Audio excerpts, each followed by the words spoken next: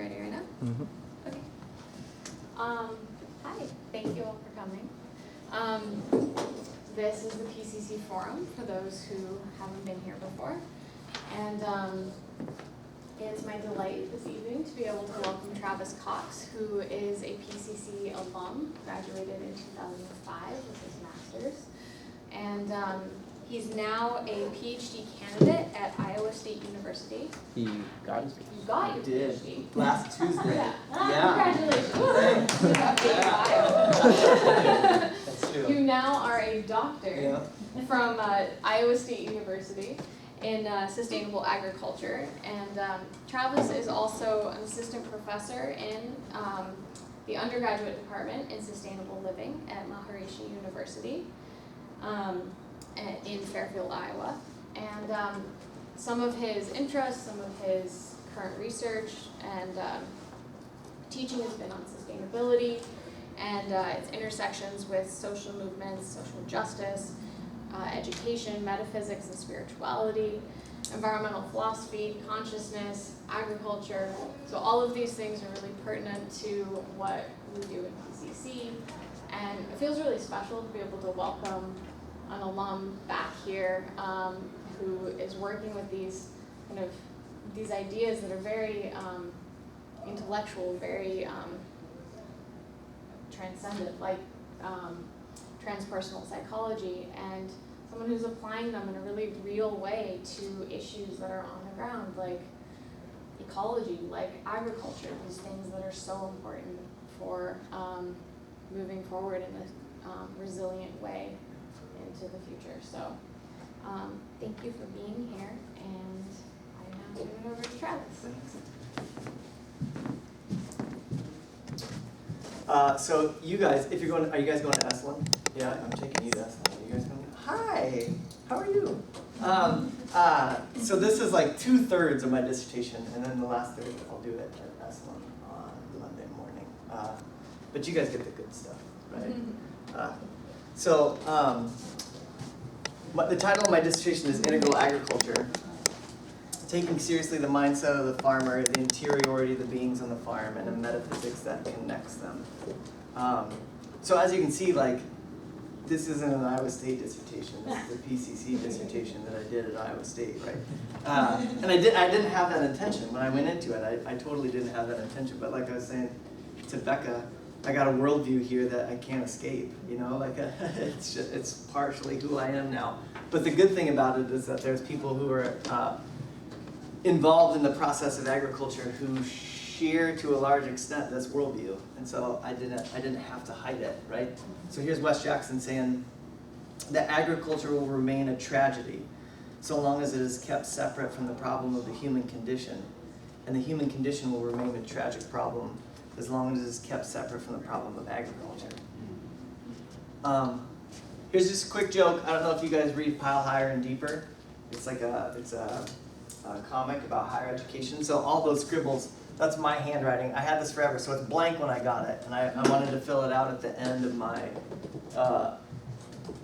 my PhD experience. I worked in political science, but I got paid by the graduate program in sustainable agriculture. My advisor was in the Leopold Center, but my real advisor was in the philosophy department. Officially as a part of the Center for Excellence in Arts and Humanities, that's where I worked, but my office was in the basement of Cat Hall, which was the philosophy building. Most of my classes were on philosophy. My degree is technically in sustainable agriculture, so basically I belong nowhere, right? Like I was just like, it was interdisciplinary madness. So here's essentially my thesis statement. It's that a truly integral agriculture would move beyond the confines of scientism and economism, as well as the more materialistic interpretations of concepts like holism and systems thinking, to acknowledge the role that the mindset of the farmer plays in sustainable agriculture, as well as the role of the subjectivity or interiority of the beings with which the farmer is in relationship. And then I put forward that like a process metaphysics provides a viable framework to reorient an individual towards that end. So I'm going to be doing the mindset of the farmer and then the process metaphysics part in this talk. So this is my first chapter. And that's that pilfered image, right, that Matt found. And so it's nice because here I get to skip this history, right? I don't have to tell you about Anthony Suchich and Stan Groff. Maslow and how transpersonalism came about. I don't know if you guys know, do you guys do deep ecology now with the integral ecology track? Do you? Maybe? A little bit. Okay. It's brought up. So essentially, just really quick, for those people who don't know it, it's like Arnie Ness was this axiological philosopher, right? It's essentially like taking first principles and turning them into math, kind of, and just figuring out what's true and what's not true. But he's also a mountaineer. He's a Norwegian philosopher. He's also a mountaineer, so he's climbing up a mountain, and he like has a unitive experience. He has a unity experience, and then he's like, what is that? And how am I going to study it? And he actually went to, I think it is chapter 6, verse 29 in the Gita, which is all beings in the self and all beings, right? And then tried to base a philosophy on that, and it was fairly inclusive. Some people would call it a hodgepodge, right? But then there was a gentleman named Warwick Fox who did his dissertation on transpersonal ecology. So what he did, and I totally just ripped off his methodology and his framework to write my first chapter because it was so good. So what he did, and it's pertinent to the work that I did. So I'll explain that. But so what he did was he just read a bunch of deep ecologists because he's like, it's so vast and broad. Like, what's the commonality here? And the commonality that he found was self-actualization. That like most deep ecologists were concerned with self-actualization and the role that nature plays in human self-actualization. And so, he says transpersonal ecology is a better name, it's more descriptive. And he also found that they had these theorists, these deep ecologists who were actually transpersonal ecologists, were all seemingly opposed to issuing immoral oughts. They didn't want to say, there's this the 10 commandments of ecology that you have to follow. They were like, we want to engender these experiences in people so that they just follow those things naturally. So they were against issuing immoral oughts. And then they also subscribed to this concept of identification, that you can identify with beings in a way that then enlarges your sense of self, right? So that then you come to care for those beings. So I came up with transpersonal agroecology. That's essentially this, but in the field of sustainable agriculture. So here's the theorists that I use, and I'll just run through them real quick because even people in agricultural circles don't know who all of them are, right? Liberty Hyde Bailey, he founded the College of Agriculture at Cornell University, and he's also the father of the Extension Service. So the Extension Service is essentially land-grant universities work. They have researchers who work with farmers on agricultural problems. It's an outreach program. Rudolf Steiner, most of you know who he is, so I get to skip that introduction, right? But he came up with biodynamic agriculture. Sir Albert Howard was a British emissary. I thought I would get more spirituality out of him than I actually did, because the story goes he saw a mandala, and he worked in India as an agricultural prefect, and is the father, one of the progenitors of organic agriculture. And the story goes that he saw a mandala and had this realization that a farm needs to be like a mandala, that all of the fertility and all of the waste needs to come from or be contained within the boundaries of the farm, right? But he was helpful in other ways. Aldo Leopold from Burlington, Iowa, an Iowan. He was an ecologist and a forester. He wrote Sand County Almanac, which is kind of the basis of environmental philosophy in the West. Masanobu Fukuoka had a dark night of the soul. He had pneumonia, and he was a soil scientist in Japan, and he had kind of a dark night of the soul, and then just was like, nope, I'm done with this, and went back to his parents' land and just tried to farm with nature. He came up with a technique called natural farming. He wrote a book called One Straw Revolution, which became kind of a Bible for a lot of the Back to the Landers in the 70s. Wes Jackson, he founded one of the oldest environmental science programs at the University of Sacramento, maybe Davis, I think it's Sacramento, and then left it to go start research in perennial polyculture in Kansas. So it's essentially like, what if we could have an agricultural field that essentially looks like and mimics a prairie, right? So they've been doing old school breeding regimes to try to do perennial wheat, perennial sorghum, all of these things. And then Wendell Berry, a farmer from Kentucky and a man of letters, and an amazing human being all around. And so those are the people that I studied. And they span about 100 years. Liberty Hyde Bailey was turn of the century, and these two are turn of the next century.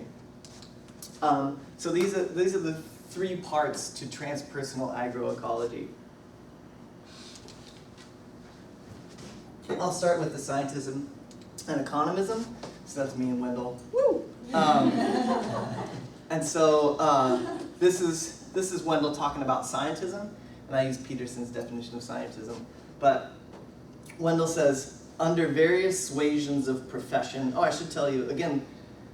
Following Fox's model, what I did was I just read tons of stuff and then found quotations and then tried to say, look, here's a theme that goes through all of these 100 years of people. And so behind this quotation is literally dozens of quotations that are similar across all of those different theorists.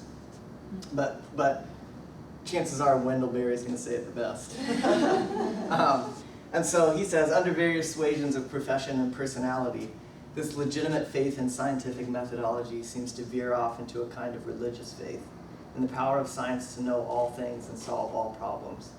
This religification and evangelizing of science, and this part's great, in defiance of scientific principles, is now commonplace and widely accepted and tolerated by people who are not scientists, right?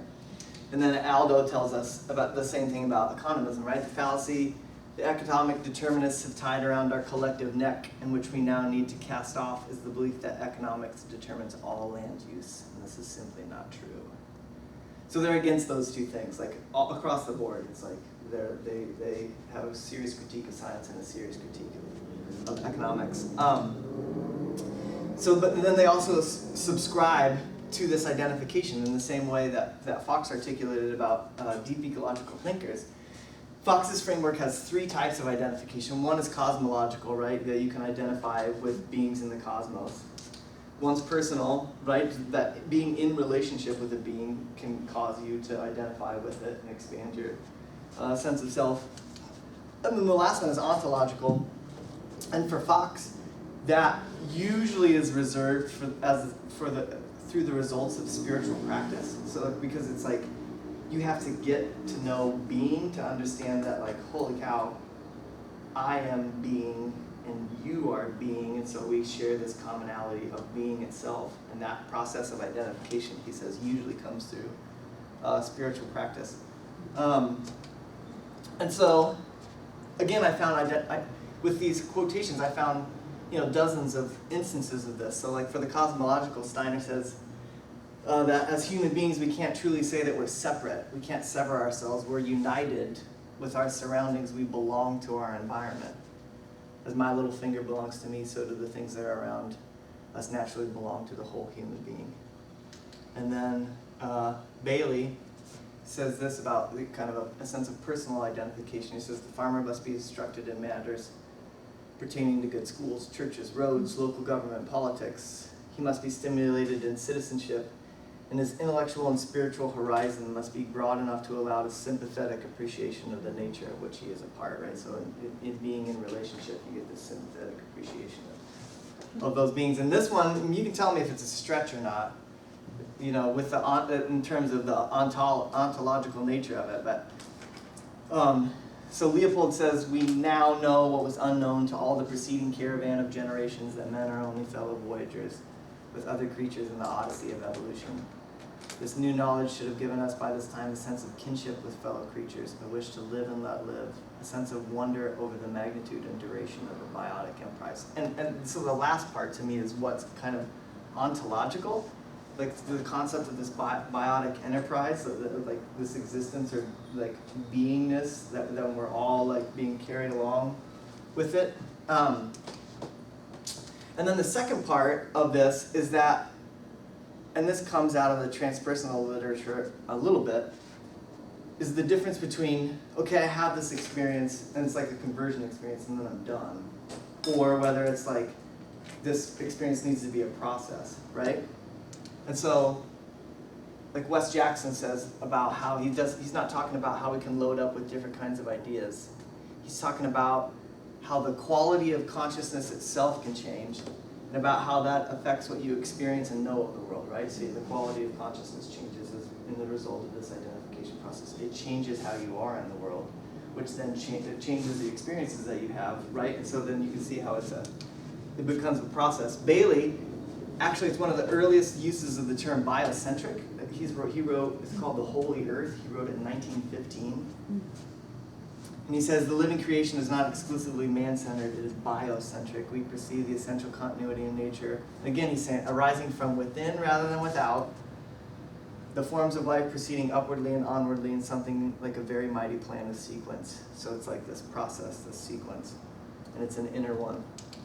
And then he's great, like these pithy little Zen statements. He says, the ultimate goal of farming is not the growing of crops, but the cultivation and perfection of human beings, right? And so like, and again, it's a process, it's a growth process. So then, and I can come back, if you see anything that's like highlighted like that, it was so hard for me to get my head into a PowerPoint presentation that I have like hyperlinks of like PowerPoint presentations inside PowerPoint presentations. It's just like, I can't. So I skipped that in order to make the 40 minutes. I can go into it later if you guys want me to. So I added a section on contribution because again, not much of the transpersonal literature is oriented towards agriculture, right? And so I added a contribution section because both of these things, like alternative epistemologies and methodologies and then spirit, are explicitly transpersonal in nature, but nobody's talked about them from like an agricultural perspective. And so I added the opposition, subscription, and contribution because I think they do make a contribution. So Fukuoka tells the story about one of his farmhands come running into his hut early in the morning and was just like, did you put nets over the rice fields last night? And, no, I don't know what you're talking about. And so he goes out and thousands of spiders had like overnight come into the rice fields and just spun webs, and then like the dew hung on the webs and the sun came up, and so it just looked like the whole field was covered in nets. And as a result of it, he says, poets and artists, philosophers and theologians have to be involved in conversations about agriculture as a result of that experience that he had, right? And that's a much different epistemology and methodology than the agricultural one that we use right now, right? And then Wendell Berry says, the use of land cannot be both general and kindly. To treat every field or every part of every field with the same consideration is not farming but industry. And this part, he says, kindly use depends on intimate knowledge, the most sensitive responsiveness and responsibility. And again, that's a different epistemology and methodology than the agricultural one that is being taught in most places. And then they all talked about spirit as well. Bailey says, the sacredness to us of the earth is intrinsic and inherent. To live in sincere relations with the company of created things and with the conscious regard for the support of all men now and yet to come must be the essence of righteousness. There's a lot of gender-specific language in this. And I tried to redeem myself at the end, but and then Barry, and I have to read this whole thing because it's Wendell Berry, like, he's a poet and a novelist, and he says things in ways that make me want to be a farmer so badly, even though I'm just a philosopher, right? He says, it's impossible to contemplate the life of the soil for very long without seeing it as analogous to the life of the spirit. No less than the faithful of religion is the good farmer mindful of the persistence of life through death, the passage of energy through changing forms. Because the soil is alive, various, intricate, and because its processes yield more readily to imitation than to analysis, to care than coercion, agriculture can never be an exact science. It's a practical art, but it's also a practical religion, a practice of religion, a rite. By farming, we enact our fundamental connection with energy and matter, light and darkness. Oh my God. So that was transpersonal agroecology, right? that the mindset of the farmer is important. And the reason that came about is I went through a PhD program where it's just practices. Like if you just change your tilling methods, and if you just substitute these organic pesticides for these synthetic chemicals, right? Then ta-da, like we've got organic agriculture. As if you could still have a productionist mentality and then do organic agriculture. And so it seemed obvious to me that that's not the case, and so then I went back to the people who actually outlined alternative agricultures, and they all said, turns out you have to think differently as well, right? So then somehow I brought process metaphysics into this, and it was because I thought to myself, like, okay, what if somebody came to me and said, great, Travis, that's really great, so go ahead and teach some farmers how to farm like that. And I would just be like, I have no idea. But I thought maybe there's something about a shift on a metaphysical level such that if you could change people's relationships to reality, then those ways of being in the world would just be natural ways of being in the world, right? So that those, like, that mindset would be. And it turns out, process metaphysics works really well. We probably all know who Whitehead is here. A mathematician who, in his retirement, just got to talk about God. And then, and I mostly used, because I'm a sensible person, I mostly just used people who read Whitehead rather than reading Whitehead myself. And so I call them environmental process thinkers like John Cobb and Susan Armstrong Buck and Brian Henning, David Ray Griffin. And so this was crazy for me. No one on my committee is a process metaphysician.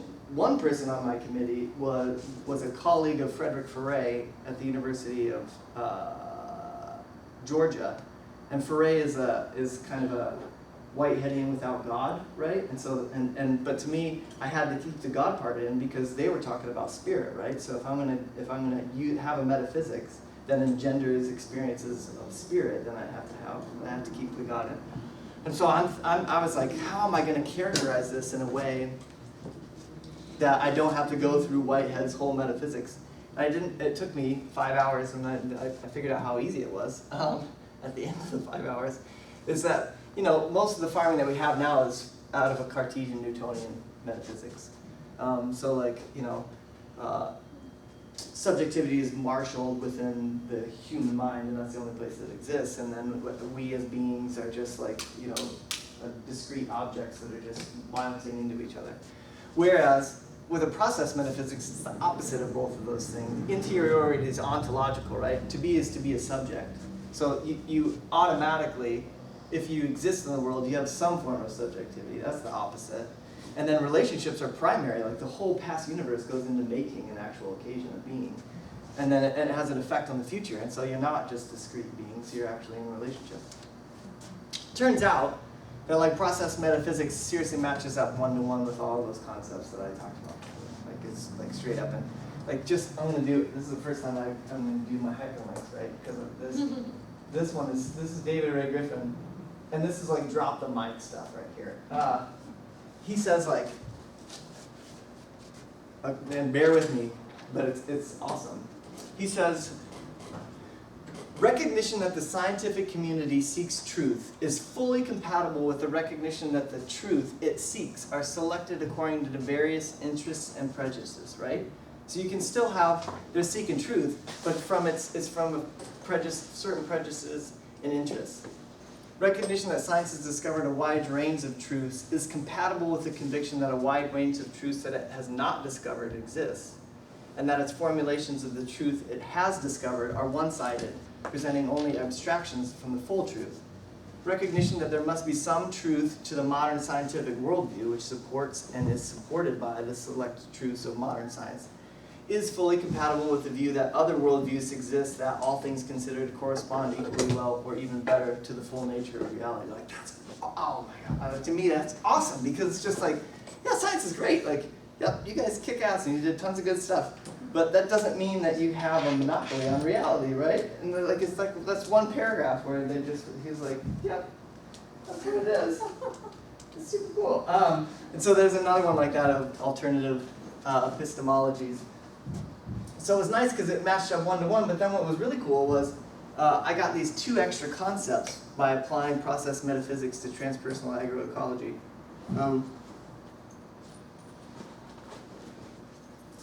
And you guys can read because you're in graduate school, so that's awesome. So adjudication and proper valuing, right? So I'll go into what those were. So adjudication, Whitehead says, even though there's this interiority and we have this relationality, he says life is robbery. Like, in order to have life, you live on the non-life of something else. And so at that point, morals become acute if the robber requires justification, right? And to me, that is the very nature of agriculture. I'm going to plant these plants, but these are weeds and these are pests, right? Like, relative to the plants that I planted. So that's like, adjudication is required. And then a part of that adjudication comes from the fact that process metaphysics selects for entities which are capable of more significant experience, right? And so it gives you a criterion by which you can make these decisions. But Whitehead is explicit that experience isn't the only value, that everything has some value for itself. That's the experience part, right? But then for others and for the whole, it's a tripartite system of value. And so as such, it's not anthropocentric. Like, people make the claim that process metaphysics is anthropocentric because we just came up with a theory of value that magically we're the best, right? Like, we have the awesomest experience, and so we get to select for ourselves. But as you can start to see through these adjudication quotes, and as we go into proper valuing, that isn't the case. Here Cobb and Griffin say that human beings do have unique value and worth that is not equaled by any other species on this planet. But other species also have intrinsic worth, and in some instances great worth. Their survival and free development is important also, not only when it contributes to human beings, but even when it involves some cost to the human species. And Armstrong Buck says it's often overlooked that recognition of human experience as generally more valuable than that of non-human entities doesn't imply domination, quite the contrary. Our ability to apprehend interconnections of ecosystems and intrinsic value of all things actually requires a nurturing care, responsibility, and respect for non-human entities, right? And so just to make that explicit, here's the proper valuing things. Cobb says, we humans have the responsibility to work for a world in which both they, non-humans, and we have habitat and opportunity to flourish. This is not just a slightly modified form of anthropocentrism. It involves a drastic rejection of the now dominant world system. Birch and Cobb say it's proper for human beings to serve as means not only to the welfare of other human beings, but also to the welfare of other creatures. This is not sheer sentimentality, it's a duty. It's a duty to serve as means to the welfare of other beings. And Whitehead himself said, whether we destroy or preserve, our action is moral if we've thereby safeguarded the importance of experience. Like total experience. Again, those 3 parts of experience. Individual, collective, the whole.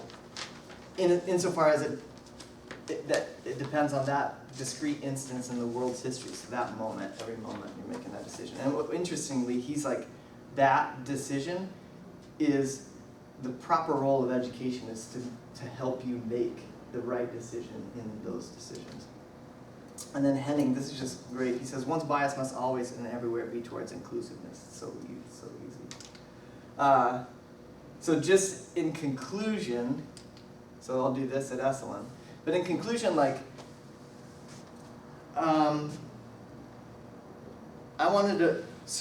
should have started with this, right? When I was going to write a master's thesis at CIIS in PCC, I wanted to do it on personal cosmology, and I just like realized it, and I was super excited to like talk to somebody about it. And Robert McDermott was in the office, and so I'm like, Robert, like this is what I'm going to do my master's thesis on. He listens, and then he just said like, okay, well, as long as it's not just some twerp's fantasy, right? Because that's what the role. That was like our relationship, Robert and I's relationship, right? And I honestly feel like I've internalized that pretty good, right? To the point where like, you know, I used everybody else's words, right? This isn't just some twerp's fantasy that, like, I swear this is real, right? But it's still really theoretical. And so I had this synchronicity where when I was writing my 3rd chapter, and what I did was I went back to my 1st chapter with this new awareness that I gained in doing the research for my 3rd chapter. I went back to my 1st chapter. And when I pulled out Steiner's agricultural course, an index card fell out of it. I looked at the index card, and I was at the first organic agriculture class at Iowa State University, and I gave a presentation called Profits or Profits, right? So that's profits or like profits, right? And I'd thank this farmer named Vic Madsen. So like we had class 3 hours a week. 1 hour was always taken up with a farmer who would come and talk to us about organic agriculture. And the reason that I thanked him is that he was just so upfront about his subjective experience in farming that it like it allowed me to explore that area as somebody who maybe I think that that's real, but like I'm not a farmer. And so I called him up. When I was done, I got his contact information, so I just was like, hey, random, like I was in this class, you came to talk, I just wanted to like ask you like specifically what you said, like if you have a shtick, kind of give me your shtick, and then I'll tell you what I came up with my dissertation. And lots of things like came up where he says lots of things don't lend themselves to scientific evaluation. Science is great, but it's limited, right? Like he's moving beyond scientism. And this is somebody who, just to give you an idea, he's got 250 acres in Iowa, a pretty diversified operation. He's got like a 5-crop rotation. He's got, you know, livestock on the farm. He actually divided up those 250 acres into various plots and stuff like that. And he'd been a farmer for 40 years, but he'd only been farming organic for the last 14 years. And what actually got him to farm organically was he was a participant in a scientific study where they did as low nitrogen input as possible, and when he saw the results of that, he's like, I could go organic, like this is like really minimal.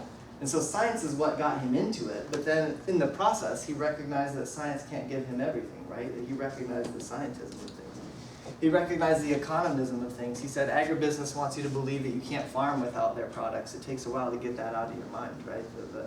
Like what Leopold had talked about earlier, right? The economic determinists that like put something around our neck and we need to slough it off. This part was awesome. When we were talking about values, so he talked about how he had divided up this farm, and so he has different equipment to use for different crops in different fields all at once. And I was like, well, that's not efficient. Like from an economic perspective, like you're losing time and you're needing to buy extra parts, you know, and equipment.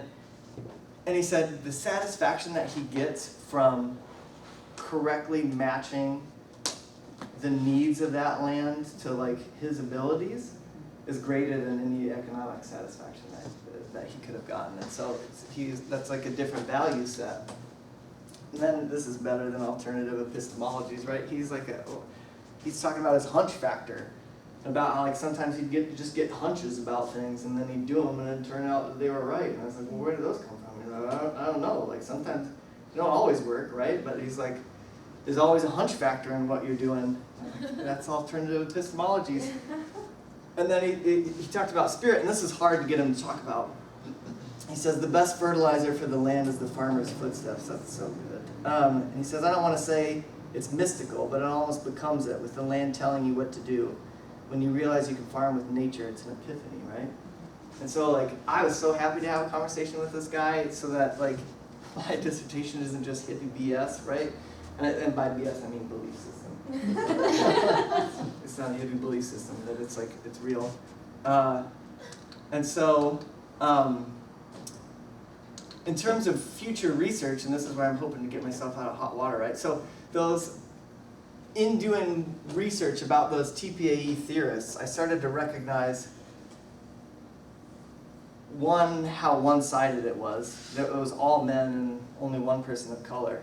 But I got exposed to, like, Rachel Carson wrote a book, you know, not just Silent Spring, she wrote a book called A Sense of Wonder, which I hadn't heard of even.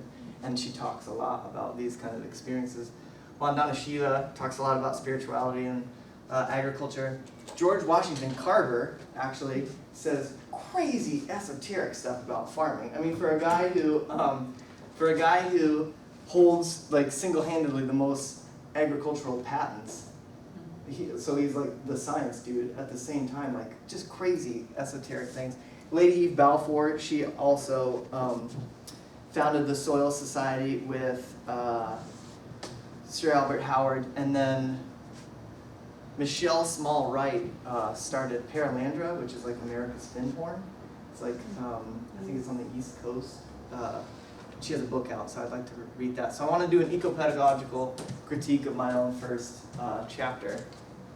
And then I also want to get a grant from, there's this institution called Practical Farmers of Iowa, and then another one, the Leopold Center. I want to get a grant to just go around Iowa and try to talk to other farmers like Vic to see that if it's more widespread, and certainly if it is, then it lends credence to what I'm doing, as opposed to like it's not just theory, that this is actually what if you were predisposed to this way of thinking or being before you started farming, rather than, like it took Vic 8 years, he said, before he got the philosophy of like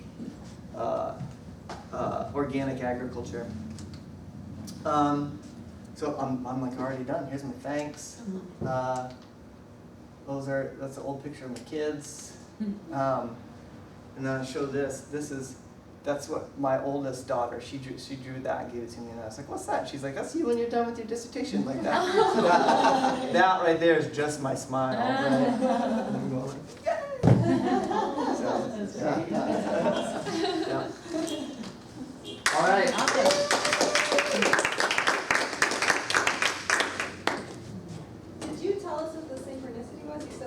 Dropped out of. Well, it had Vic's name on it, and so the synchronicity was, like, at Iowa State you can do a non-traditional dissertation, which means you can publish 3 journal articles, and those are your 3 chapters, and then you just bookend them with like an introduction and a conclusion that ties them all together.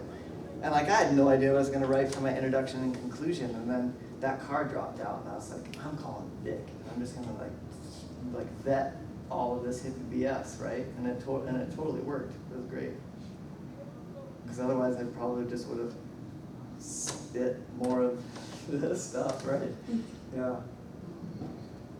Yeah. And then something else that came up for me when the professor said, this is great, Travis, but how do you teach this as sustainable ag? Yeah. It seems to me that, it points towards a different pedagogy where it isn't top down. Totally. I'm going to tell you what to do. Instead, I'm going to give you experiences and other ways of thinking, and you, as the person with your hands in the dirt, is going to discover what else can be done. Yep. And again, that's why I love Whitehead's metaphysics, is because they're phenomenological, right? Like that is just like, okay, I'm going to give you like kind of a framework, just something to think about while you're doing this. But then my experience of like using it has been like, it reaffirms itself in practice, right? Then all of a sudden it's like, oh my gosh, I can interpret it this way, and like, wow, that's really cool. And then like, as I understand those, more of those things happen, right? And so it's like, it builds on itself. Yeah, and I mean, Whitehead even his theories of education are like experiential, right? Rather than probably what a lot of Whiteheadians are, which is right, like so analytical and academic. Yeah. So do you think that transpersonal agriculture can be applied to urban agriculture? Yeah.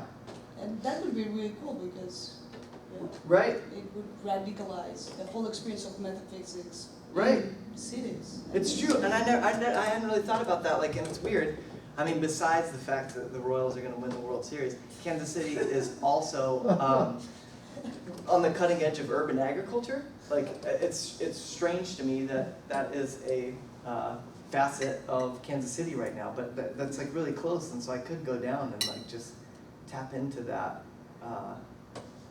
phenomenon right now and just see if, I mean, and it would really like the third chapter about the interiority of the more than human world I think that also will play a significant role in like urban agriculture in the sense that like that people in a city will be able to have interactions with beings that are non-human, right? Yeah. Which don't happen often, right, in cities, or as often as they do maybe in rural places, and so that would also like kind of affirm this like more integral agriculture than just conventional agriculture or organic agriculture adapted to an urban setting. Yeah, that's cool. I wrote that down. I think also once you start to pay attention to the beings in the urban environment, it actually is an invitation for more wildlife to show up. I've had that experience. Really? It's like, when I wasn't paying attention, I never saw anything, and then when I started paying attention, I suddenly saw a lot more than I was expecting. Right, right. So what would be the principles of organic agriculture? Like, you talked about it, but more cosmology. What would be, people don't know? Like the practices, you mean? Yeah, the practices that you find more cool and more important. Right. I mean, it's really general in the sense that like, okay, so you're talking about crop rotations and tillages and what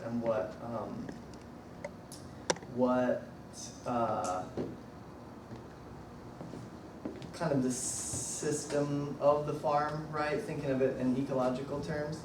And I really do like all of that, like,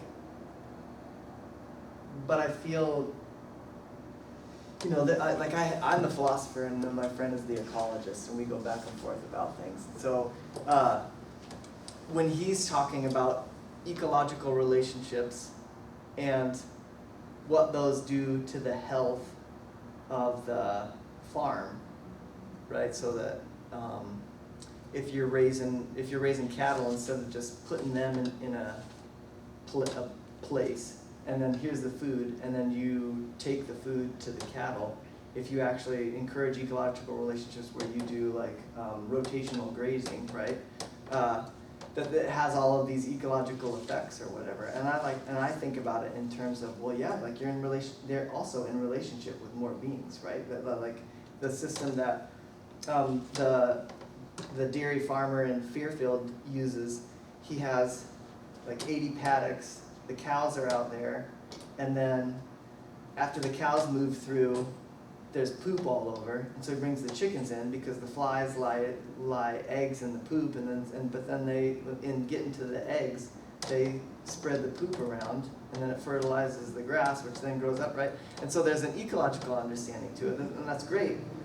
But I just think like, I bet the cows love it just because they get to be in relationship to like grass and sunshine, and like, you know, the chickens love it because like there's probably wild birds are also doing the same thing where it's just like, oh, like, it's like, you know, our country cousins or whatever. Like, and so like I think about it in those terms.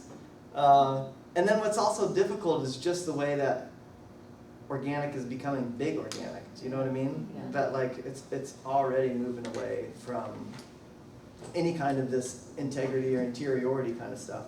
So that like the last time that they met, right now there's like 70 inputs that are on the allowed list. Like, so, you know, like copper sprays and stuff like that, that's allowed. But it was Earthbound Farms and Horizon Dairy were petitioning, were like leading this charge to like allow up to 200 inputs, right? So it's like almost 3 times the amount of inputs. So again, that's the productionist mentality, trying to do organic agriculture. Yeah. Curious, in any of the reading or thinking you've done about agroecology, you know, and transpersonal ecology, if you came across any of the writings or theory of Frankfurt School, you know, like critical theory. The reason why I'm asking this is because, you know, when I saw the description for your talk, Yeah. I Googled transpersonal ecology and critical theory, and I came up with some interesting hits. Okay. I'm just throwing that out there. It may not be anything that you came across. But the other reason I'm mentioning that just from what you've said, there's a lot of affinity between the way you've been talking about the relationship between the ideas and the actual practice on the ground in Yeah. the dirt, Right. and that, relationship between theory and practice that they talk Yeah, about. totally, it's true.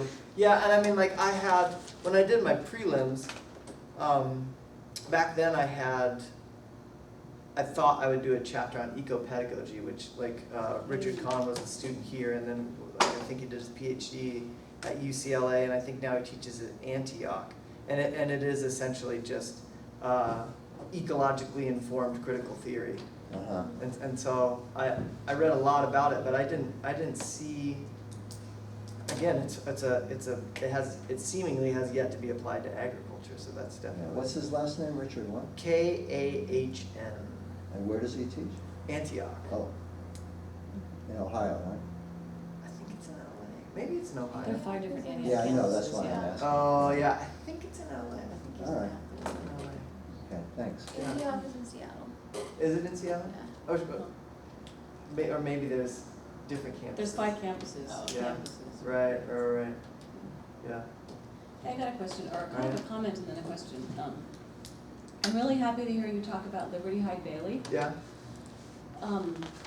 And the reason is that my grandfather did his master's degree at Cornell in 1915, and my grandmother graduated from there in 1915. Wow. And he went on to Johns Hopkins and did his PhD in plant physiology, Okay. and was this big strawberry guy. Strawberries, elderberries, blueberries, and actually you remind me, I think I've said this before, you remind me of my grandfather. a little All bit, but the wisdom that was present there, Yeah. the wisdom that was present, Liberty Hyde Bailey, my grandparents, definitely my great-grandparents and behind, and all yours is too, they lived in a world that we're trying to recreate. Yeah.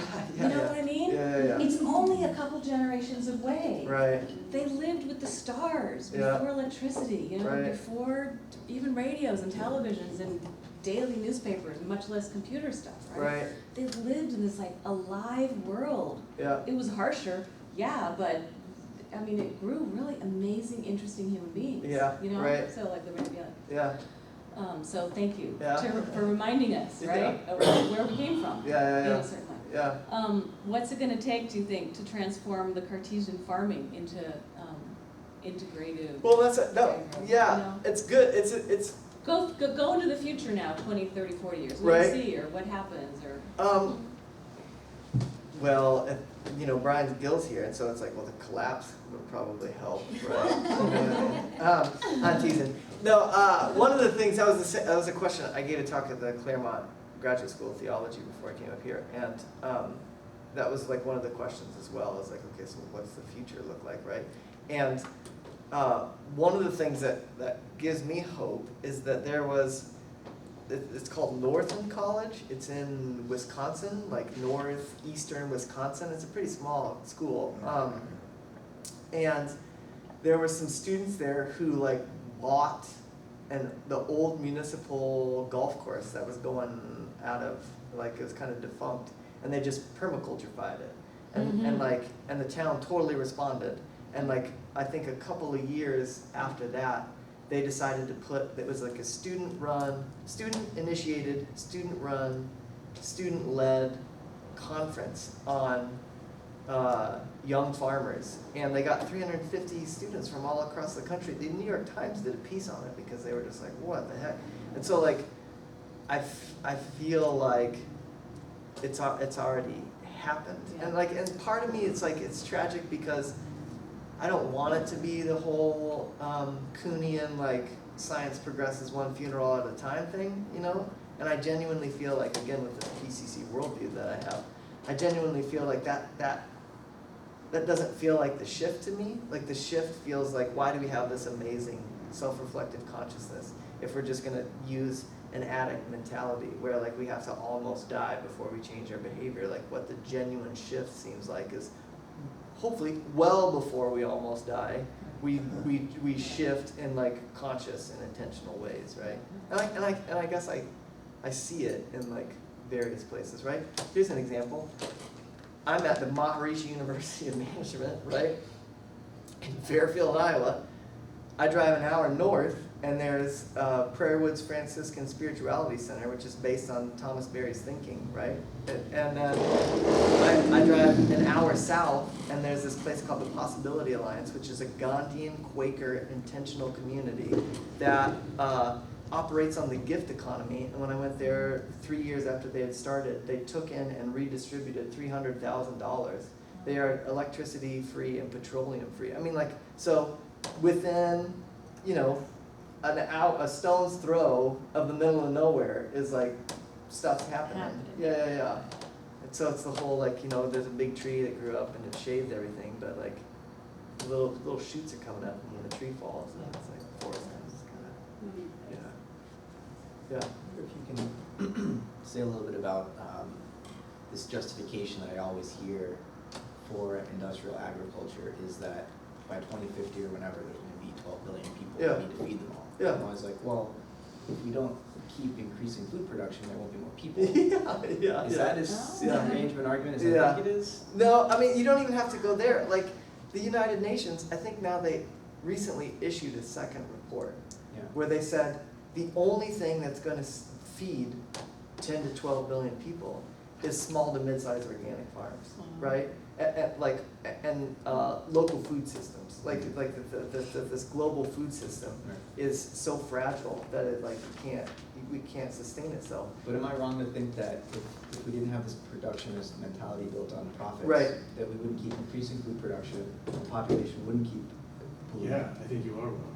I'm wrong? Yeah, because it's poverty that drives human population growth.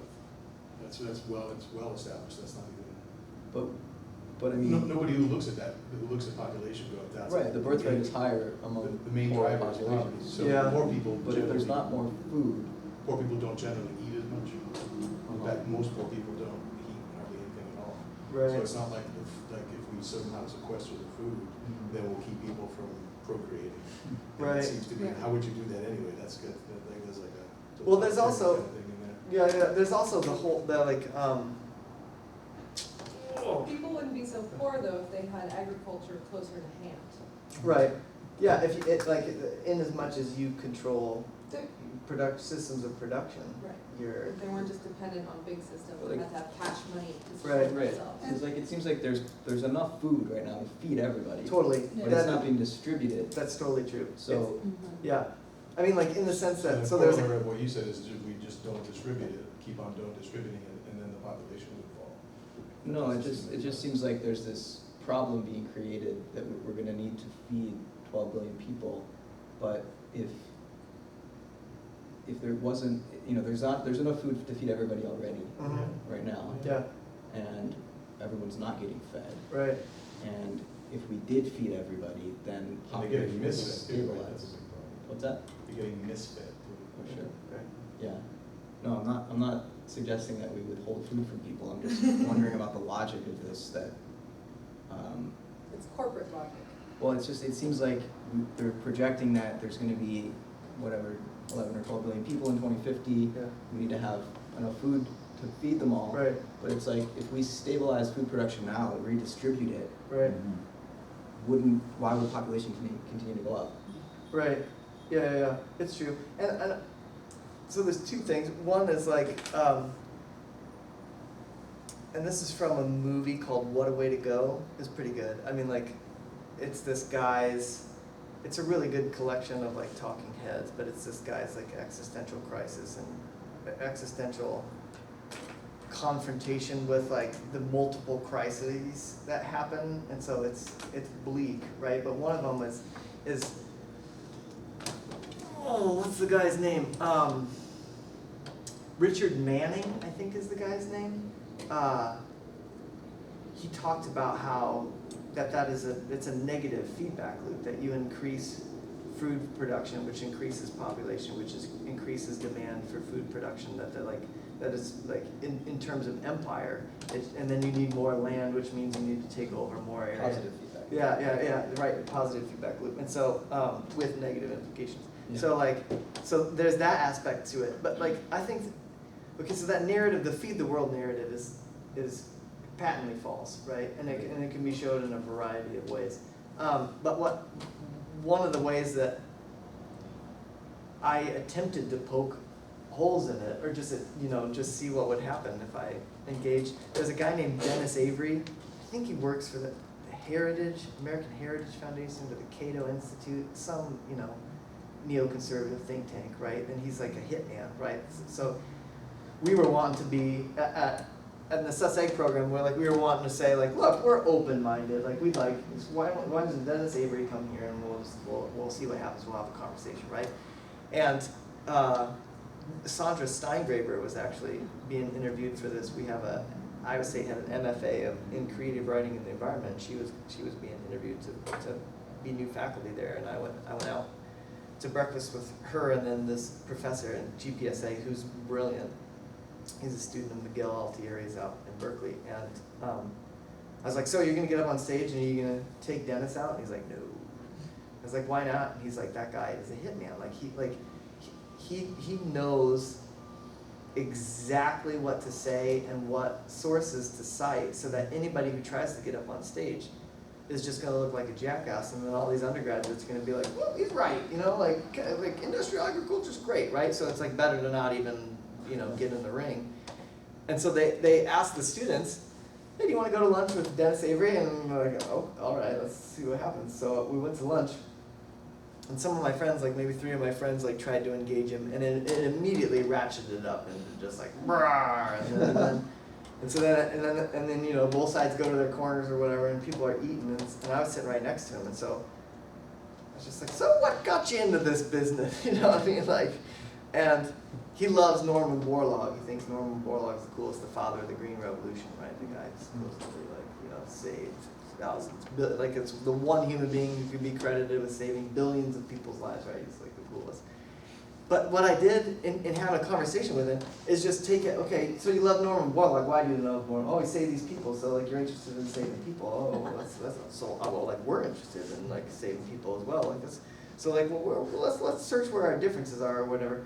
And so I got him to say, like, you know, did you know that like we threw away half of the food that we like buy in America? Like, that's weird. So there's 50% of that. But like, if we were better at our food distribution, like we could take that and give it to people, so that we don't need, you know, anhydrous ammonia and biotechnology to do that. Oh, and you know, like the starving masses, like we tend to send them food, and the politics of those countries dictate how that food is distributed, right? And so that it isn't as if we don't have food to give them. It's just there's something beyond the agricultural process that is stopping. So there's some more food, and like so then and he's totally in on it. And like he's like, yeah, like working together. I remember like walking to his talk, and then he's like, I see what you're trying to do. It was like super cordial. It was nice, but like. It's a narrative that works to the interests of a particular contingency and type of agriculture, right? But it's just not true. It's like, and that's the like one thing, like it's like in the heartland, it's like a farmer, like they have big signs that just say like one farmer feeds 145 people, right? Right. Well, I mean, the corn and the beans are literally inedible. Like you couldn't just take the corn that's growing and eat it, right? Like that it's actually used to just manufacture food products. Like it's like they take, it's almost like they're mining it, because they take it and then they break it down into these various components and then put them into the food that then goes into the middle section of a grocery store, right? So it's like, it's a meme war more than it is anything, yeah. Well, I mean, what about something like Monsanto, where you have a company that wants to control a market? I mean, it's not just an ideology of industrialism. That's good business, dude. Yeah. It's how you turn a huge profit. Yeah. Is by total control. Right. Honestly,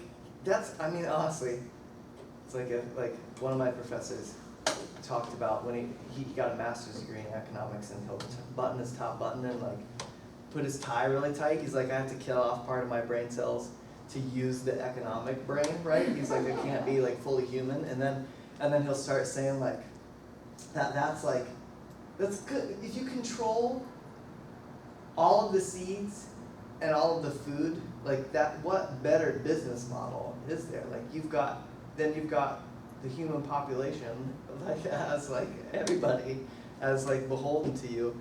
And so, you know, like, it doesn't take anything but capitalist logic, right? It's not, but that still kind of means, right? It's still like when I was hanging out with John Cobb, doing my best to talk Whitehead as a self-taught kind of process thinker, I was like, one of the first realizations that I had in like reading Whitehead and then trying to think about economics is, you know, in economics it's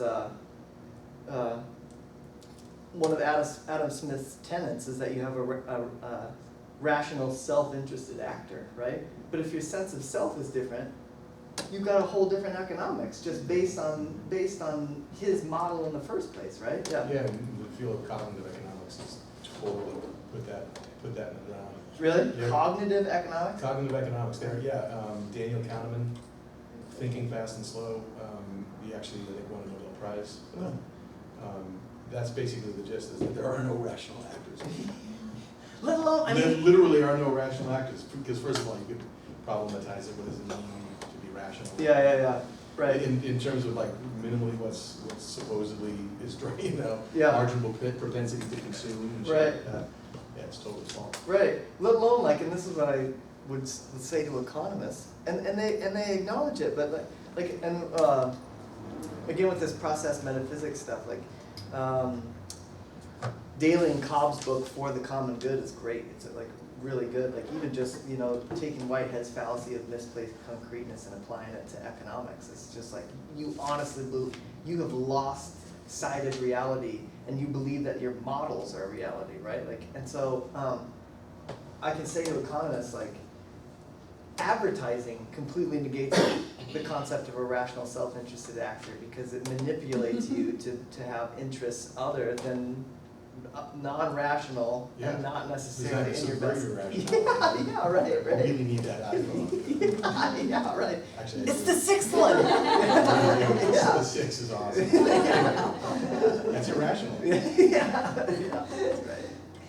Yeah. Yeah, it's totally a mindset thing. It's not like we just need more knowledge about how to farm. It's a shift, qualitative shift in consciousness. Yeah. Right? Like you ask most kids nowadays, like, where does food come from?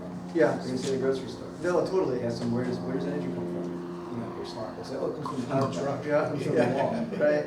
You know? Right. And it's like, well, actually, the only things on this planet that produce energy in the sense of bringing it into the biosphere are plants. Right. You know, they're the ones that bring the energy in from the sun Yeah. and make all this life possible. Yeah. And that's totally backgrounded and ignored by Yeah. our economic system. Yeah, right. You know? That's what Daly got into. That's why Daly became Daly, is that he worked for the World Bank, and he was like coming up, like in the 70s, he was coming up with some report, and he made like let's see if I can draw it. He was like making this thing where it's like, you know, this is really simplistic, but it's like, here's the economy. And there's inputs and then there's outputs, right? And he was like, wait a minute.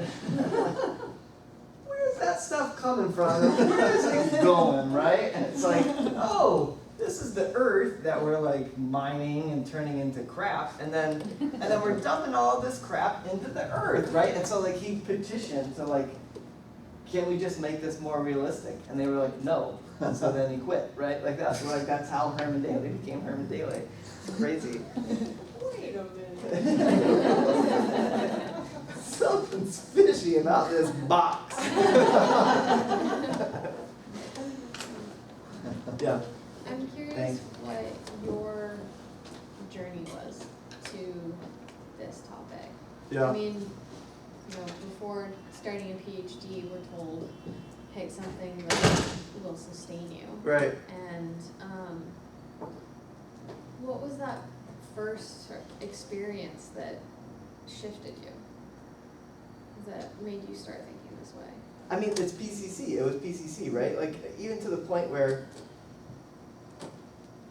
I got into Iowa State through a synchronicity. Like, you know, there's a certain radius around my wife's grandmother's house, past which I'm not allowed to move, right? So it's like, I want to go to the University of Chicago and to the divinity school, and I want to study righteous dissent. That's what I was calling it, the role of faith in social justice movements. But then Chicago is pretty far away from southeast Iowa, and so it just so happened that when it all worked out for the good. So that when we moved home, when we moved back to Iowa from here, Chris and I were like, well, let's go back through California and do all the tourist crap that we never had a chance to do in the 5 years, the 4 years that we lived here. Ditched all our stuff in her brother's garage and got a car from my mom and just started driving back. And I was in a class with Susan Griffin here and did a presentation on biomimicry. Read Janine Benius's book, and the first chapter was about West Jackson. And it had Iowa in there, and so I was like, yay! I'm from Iowa, and I love Iowa, and so I was super excited about it. So then I was like, let's stop at the Land Institute on the way back. Well, I told Robert McDermott I was doing that, and he's like, yeah, I know Wes. Like I was in a think tank with him. Like, if he's there, say hi to him. And so we stopped, and Wes wasn't there. But on the way, I was like, okay, well, I don't really know the guy, so I should look at the board of the Land Institute to see who this person is. Saw that Iowa State had a sustainable agriculture program, and so I was like, well, if I'm going to be in Iowa, like I should probably know something about agriculture, and I could get a PhD there. Looked up their list of professors. There was a gentleman in the religion and philosophy department named Fred Kirschman. I looked at his stuff. He had an article on spirituality and sustainability, and so I was like, oh, I'm gonna go talk to this guy and see like what this would be like. I walk into his office, and on his metal file cabinet, right when you walk in, the only book that was sitting on top of it is the Universe Story, right? Where I was like, okay, like this is how this is gonna go, right? And then it's been that way ever since, right? That like, I mean, one of the things. I went and saw Drew came and went to the Nuns at Prairie Wood and did poetry and hung out and stuff, and I got hooked up with Mark Ian Barish, who was the other headliner who wrote Field Notes on a Compassionate Life, and he helped produce the movie I Am. And we were talking about epistemologies of synchronicity, like it would be awesome to come up. And Mark Ian Barish, he was a professor at Naropa for a while, evidently, and he's like, yeah, I taught a class essentially in that, and he's like, it's really dangerous to like teach. It's like about synchronicity and trying to discernment through that whole process to people who may or may not be in a position to be able to do that, right? So that then it can backfire or whatever. But I did not.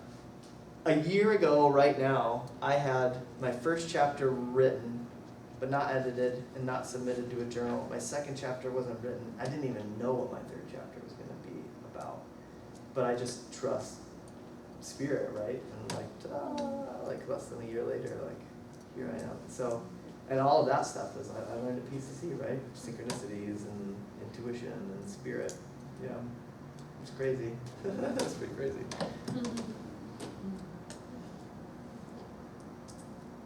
Anybody? Otherwise, we're going out. Is your presentation available that Like you the gave today? PowerPoint? Yeah, well, 'cause I missed it. Yeah, at the beginning. I can. Filmed it too. Yeah, and they filmed it. Yeah. Yeah. But I mean the written part too. Yeah, if you, and this is, I thought this was pretty damn cool, and then my friends who, and my loved ones obviously we have this rapport, so I'm like, oh my gosh, if you Google Transpersonal Agroecology, my paper is the first one that comes up. And they're like, yeah, that's not surprising. If anybody just took an assortment of words and jumbled them together and wrote something, like it would probably be the first, and I was like, oh. But like, the coolest part, and this is what a flippin' nerd I am, the coolest part was like, when I got it back, before it was published this summer in the Journal of Transpersonal Psychology, and when I got it back and it was formatted and it looked like a journal article, I thought that was like the hottest. That was so damn cool. It's ridiculous. Cool.